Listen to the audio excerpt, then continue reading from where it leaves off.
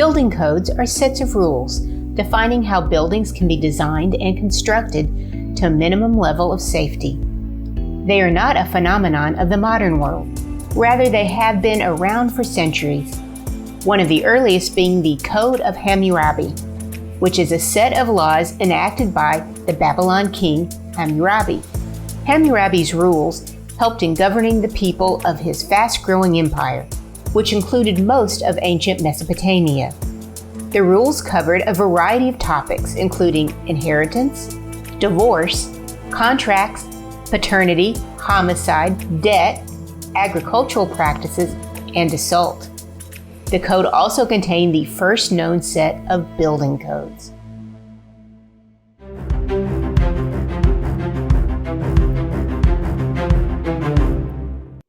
My name is Russell Thornburg, and I want to thank Pieresearch for allowing me to be here today. Today we're going to look at a subject.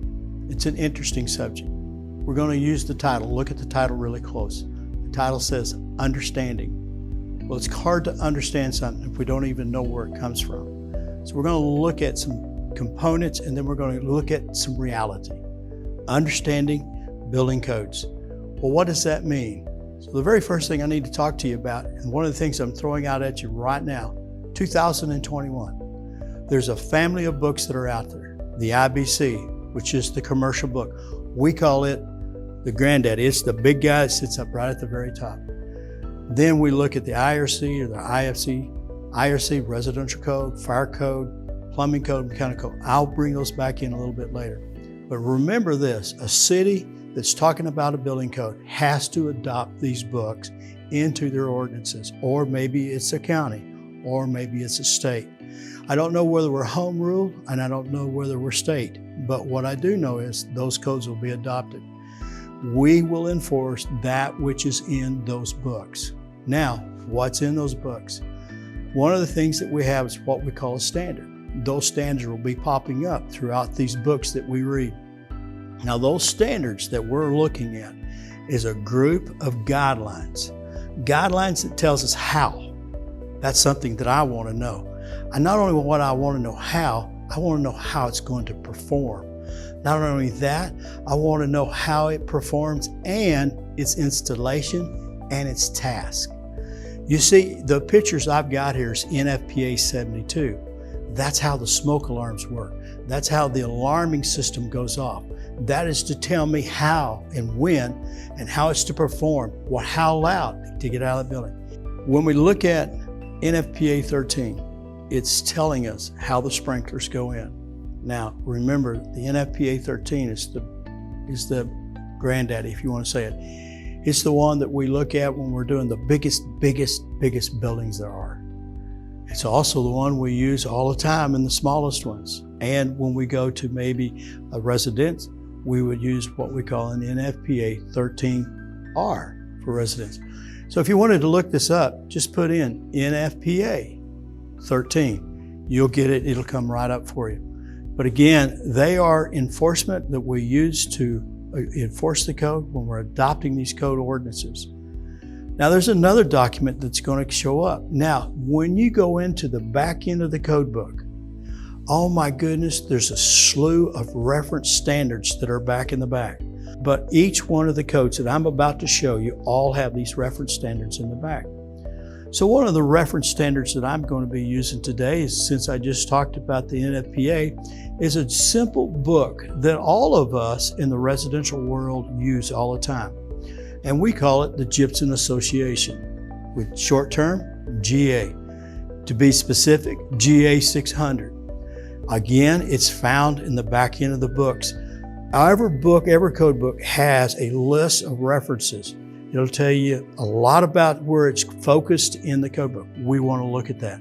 That's an additional set of books that we have to pick up when we're doing our jobs as building code people. Now, one of the things that's also in the very back of the book, okay, is called appendix. Now, appendix is a set of standards, a set of guidelines. Let's call it guidelines. Until the city adopts that very specific appendix, it's not adopted. It can guide you, but we can't enforce it until that city or county adopts it into their code. We'll take, for example, one of those that I think is very important, sound transmission. When we live in apartments and we adopt Appendix K, it has a way of keeping the sound down so that we can hear ourselves and not listen to everybody else. There are many things in Appendix K, and when you look at the appendix that I put in here, it's the International Building Code I use because that list is a lot shorter than the list of the residential code. So each one in each book is going to be different, so take a look at it. The next thing I want you to look at is how am I going to use these appendix? Just remember, you can use it as a guideline if they're not been adopted with the code with that organization that's working. So let me take you back into this.